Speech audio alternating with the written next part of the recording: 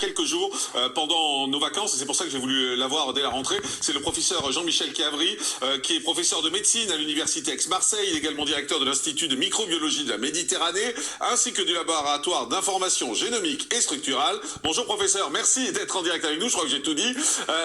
J'ai dit, vos propos ont fait des vagues parce que vous avez déclaré pendant ces vacances que le vaccin n'était plus une arme et que le vaccin ne marchait plus du tout en ce qui concerne la transmission du virus. Est-ce que vous pouvez m'expliquer pourquoi le vaccin n'est plus une arme ? Eh bien, vous le voyez bien, beaucoup de gens autour de vous sont triplement vaccinés, doublement vaccinés, et vous apprenez au détour d'un apéro qu'ils sont en Covid, qui sont positifs, et que effectivement, on le sait depuis maintenant pas mal de temps, depuis les articles officiellement publiés à peu près 6 mois, que les vaccinés transmettent quasiment autant, ont des charges virales quasiment aussi fortes que les gens qui ne sont pas vaccinés.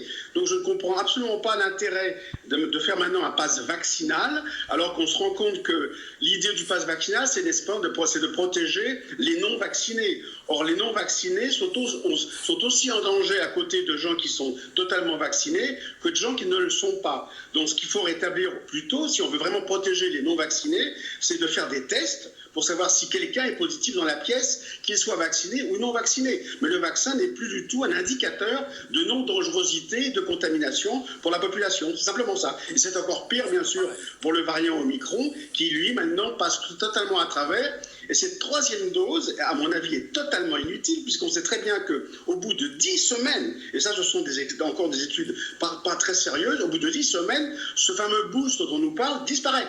Donc il va falloir quoi ? Dans 10 semaines, il va falloir recommencer une autre fois, c'est ridicule. Attendons de voir ce qui se passe avec le variant Omicron. Et puis là, il faut, je pense, laisser maintenant circuler le virus parmi les populations non à risque. Les gens qui ont été à risque maintenant sont pour la plupart vaccinés. Et laisser les enfants, les adolescents, les gens en bonne santé de moins de 40 ans faire leur petite immunité tranquille.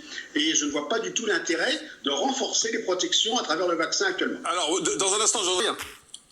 La troisième dose ne sert à rien. En tout cas, si on pense que le Omicron va devenir totalement majoritaire, comme il l'est déjà, la troisième dose, c'est avéré, elle ne sert à rien après 10 semaines. Après, il faut en faire une quatrième après 10 semaines.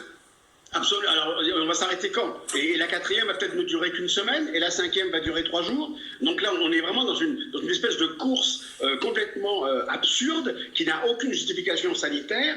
Et dans le même temps, ce que je ne comprends pas, c'est qu'on nous présente cette maladie comme étant la catastrophe, comme étant l'Armageddon. Et d'un autre côté, maintenant, on est en train de diminuer les temps d'isolement des cas contacts, ceux-ci, les vaccinés, pas vaccinés. On passe de 7 jours à 5 jours. C'est totalement incohérent.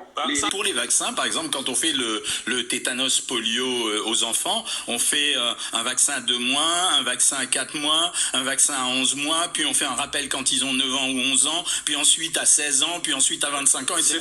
C'est pas tous les 4 mois. Non, mais c'est pas... D'accord. Mais on attendait du vaccin qui guérisse le problème, c'est-à-dire qu'on n'ait plus de problème. Deuxièmement... Je voudrais redire 2 choses calmement, d'accord ? Bien sûr. À partir du moment où on est en train de nous dire en permanence que d'ici 3 jours, 4 jours, 5 jours, Omicron va devenir le virus totalement dominant dans la population, et qu'on sait pertinemment que la troisième dose ne fait pratiquement rien contre le Omicron, je ne comprends pas pourquoi actuellement la doxa veut absolument, le gouvernement insiste à mort pour que tout le monde se vaccine avec la troisième dose, comme si, très franchement, on avait l'impression qu'on avait des doses en stock, qu'ils allaient bientôt se périmer et qu'il fallait absolument les écouler. Ça donne vraiment cette impression qu'on ne va pas se vacciner avec quelque chose. On sait pertinemment que dans 10 semaines, ça ne sert à rien. J'aimerais maintenant aussi reprendre quelque chose sur la vaccination. Je m'élève de plus en plus, comme beaucoup de confrères, contre maintenant dire que ceci est un vaccin, parce qu'effectivement, prenons le cas des rappels, prenons la poliomyélite par exemple, qui se fait en 3 rappels. Eh bien, quand vous avez été vacciné contre la poliomyélite, on ne parlait pas de gens qui faisaient des petites poliomyélites, des moyennes poliomyélites, et des poliomyélites encore un petit peu graves. Quand on est vacciné, on ne fait pas la poliomyélite pendant 10 ou 15 ans. Donc ça, c'est un vaccin. Je prétends que ce vaccin qui a été vendu d'une manière quasiment étrange, bizarre, par des contrats que personne ne peut lire, par Pfizer, est quasiment une escroquerie. Parce que quand on carrément, c'est une escroquerie pour vous.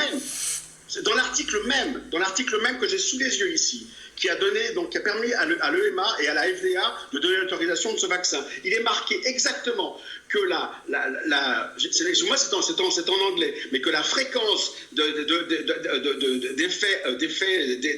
non désirables et l'efficacité du vaccin au-delà de 2 à 3,5 mois reste à démontrer. C'est marqué à la page 2612 du New England Journal of Medicine, parce que la moitié des gens, 2 mois, ont été suivis pendant 2 mois dans l'essai clinique, 2 mois. Et après, on s'étonne qu'après 6 mois, on ait des résultats bizarres. C'est quasiment un défaut de fabrication, c'est un vice de forme. Je ne comprends pas que l'Europe ait pu s'engager sur 6 milliards de doses, alors qu'on ne savait absolument rien sur l'efficacité et la résilience de ce vaccin après 2 mois d'essai clinique. Professeur